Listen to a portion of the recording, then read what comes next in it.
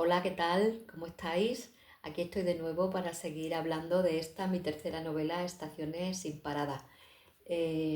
Bueno, para seguir hablando de ella o para comenzar a hablaros de ella, porque ayer lo que hice fue encuadrarla en el marco en el que se desarrolla fundamentalmente.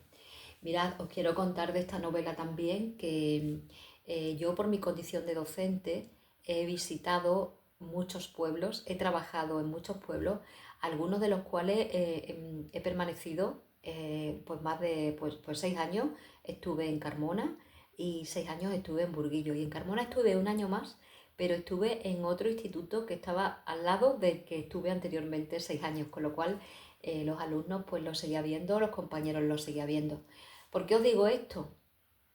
Pues mirad, os digo esto porque de todos esos alumnos de los que yo guardo un buen recuerdo y que son muchísimos, me podría poner a decir nombres de alumnos de todos mis institutos, pero no voy a hacerlo porque esto sería súper largo. No quiero nombrar a nadie, pero la verdad es que con la mayoría de ellos he tenido una relación muy bonita y con muchos de ellos sigo teniendo una relación muy bonita. Con lo cual, pues ahí esa es la grandeza de la profesión. Y os quería decir que de todos esos alumnos y alumnas que he conocido a lo largo de mi vida en esos pequeños pueblos, muchos de ellos han optado por volver, aunque hayan estudiado fuera, han optado por volver y vivir a su pueblo, porque se sienten muy enraizados en él y porque, bueno, les da una cierta paz, una cierta felicidad seguir anclados al, al barco de su familia. Entonces, os quería decir con esta introducción que mi personaje principal dentro de la historia, o uno de los personajes principales, ya sabéis lo que yo opino de ser protagonista en la vida. Unas veces somos protagonistas unos, otras veces son protagonistas otros. Pues en este caso, este revisor que hay aquí en esta portada, en esta bonita portada que me hizo mi hijo el tatuador Hugo Lorente, junto con las otras portadas de mis otras 3 novelas y de mi pequeño librito, como ya os conté, Las caras de la vida y 15 microrelatos, pues este revisor que se llama Andrés es un chico que aunque fue fuera de Veguellina para hacer sus estudios y sus cosas, volvió a Veguellina como revisor, le encantaba todo el tema de los trenes y él pues estaba súper feliz. Y lo único que quería, pues ya para completar la felicidad completa, estamos hablando de esos años en los que se depositaba como eh, mucho peso vital en tener y en formar una familia.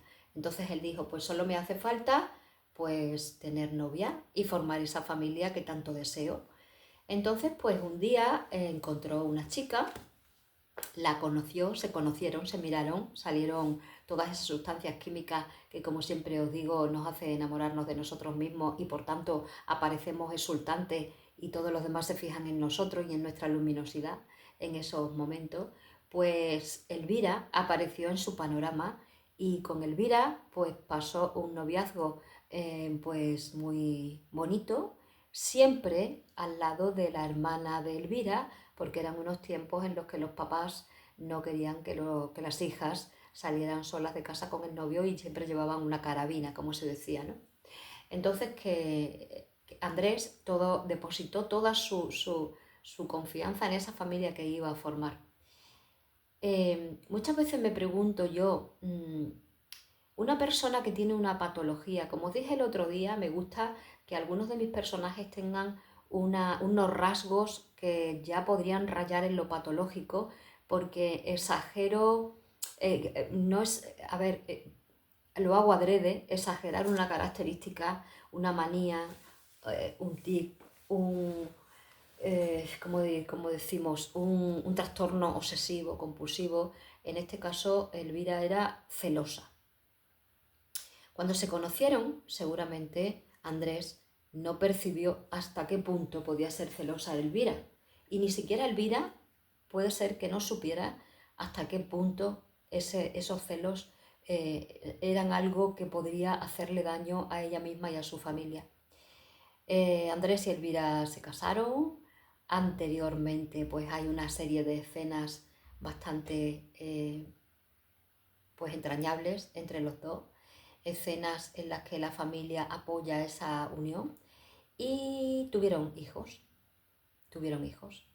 Elvira, lo que le sucedió es que, como os digo, parece que como que nosotros a veces no nos conocemos a nosotros mismos y no sabemos hasta qué punto podemos desarrollar esa, pues bueno, lo que podríamos considerar una pequeña manía, unos pequeños celos, un pequeño egoísmo, un pequeño trastorno, en qué se puede convertir cuando lo alimentamos, cuando en nuestro cerebro, este que es tan que nos quiere dominar en el día a día, pues nos hace inventarnos historias que realmente no están sucediendo nada más que en nuestra cabeza.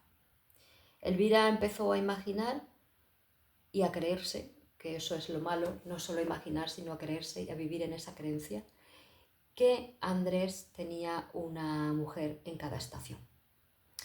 Y empezó a vigilar a Andrés y empezó a ver cosas en Andrés que solamente, como estábamos hablando, están en la mente de la persona que tiene pues esa condición de ser vulnerable, esa condición de ser sensible, esa condición de estar enfermo o estar enferma en ese momento.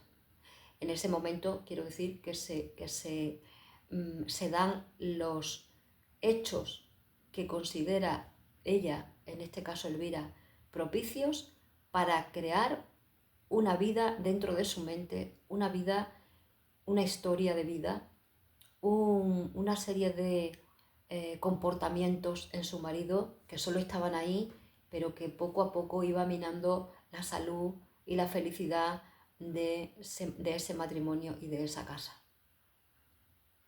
Cuando digo esto en mis presentaciones, pues hay personas que me dicen, pero no cuentes tanto. Entonces yo digo, no, si es que este es el comienzo de la novela. Este es el comienzo de la novela. ¿Vosotros habéis pensado alguna vez o vivís con personas en vuestra casa que tienen una realidad propia, que son capaces de imaginar un mundo que no tiene nada que ver o que no se parece en nada al que nosotros tenemos en nuestra mente y nos cuesta cabalgar en ese territorio y no sabemos qué hacer, ni siquiera tanto la persona como nosotros mismos, porque he hablado, después de haber escrito este libro, he hablado con personas que tenían algún tipo de problema parecido, no el mismo, algún tipo de problema parecido en su casa. Y la paciencia debe ser infinita y por lo que yo he escuchado de esas personas, la ayuda externa es prácticamente nula, porque es un compromiso tan grande afrontar esa situación que solo el que la vive de cerca se da cuenta de lo que está sucediendo en su casa. Pues así comienza mi novela, con la felicidad de haber encontrado a esa mujer, con la felicidad ella también de tener a Andrés, y cómo de algún modo eso se va minando por crear una realidad en nuestra mente, por hacerle caso a nuestra mente, por no contrastar las cosas, por no hablar, por no fijarnos nada más que en lo que nosotros queremos ver. Es como si nos pusiéramos esas orejeras que le ponen a los burros o a los caballos, esas orejeras que prácticamente le tapan por aquí para que no miren para acá o para allá. Y lo que sucede es que esconder las cosas no tiene, creo que enferma más. Es difícil, fijaros que yo normalmente tengo, os digo muchos chascarrillos y tal, pero este tema es bastante complejo y muy respetuoso y por eso elijo las palabras para no ofender a nadie ni dañar a nadie, pero sí quiero poner el acento en lo doloroso que es tanto para la persona que lo sufre como para la persona que lo sufre en primera persona, que es la que tiene esa patología, como para las personas que viven a su alrededor, lo doloroso, lo difícil, complicado. Qué daño más grande. Bueno chicos, pues chicos y chicas, personas con mucha juventud acumulada como yo, os dejo con esta entrada en Estaciones sin Parada.